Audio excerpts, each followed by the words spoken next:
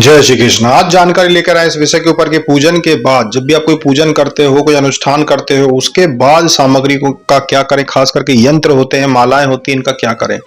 तो देखिए, साधना पूरी होने के बाद जैसे माँ विंध्यवासिनी की आपने साधना की, आपने माँ बगलामुखी की साधना की, आपने अष्टलक्ष्मी साधना की, इन साधनाओं को करने के बाद इनकी किसी भी सामग्री को विसर्जन नहीं करना होता, बल्कि इनको घर में ही रखना होता है।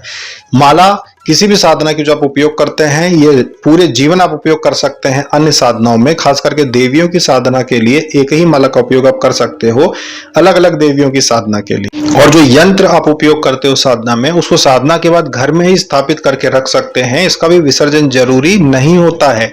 तो जब भी आप कोई अनुष्ठान करते हो साधना के लिए, जैसे जिसमें माला यंत्र वगैरह का उपयोग होता है, तो इन प्रमुख वस्तुओं का, क्योंकि ये बहुत कीमती भी होती हैं, बहुत महंगी होती हैं और जागृत हो जाती हैं साधना के दौरान, इनको कहीं नहीं ले जाना होता, इनको घर में ही अपने रख देना होता है, जिससे कि आप आगे भी इनका उपयोग कर सके।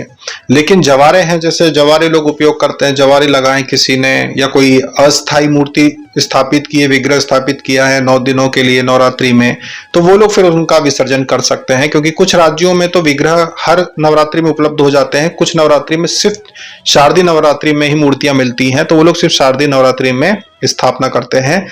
लेकिन इनका विसर्जन कर सकते हो, पर माला यंत्र वगैरह का कोई विसर्जन नहीं करना होता। इनको तो अपने घर में ही उपयोग करना होता है आगे तक के लिए, जिससे कि शक्तियां जो हैं उनकी ऊर्जा घर में बनी रहे और आपको आगे तक लाभ मिलता रहे।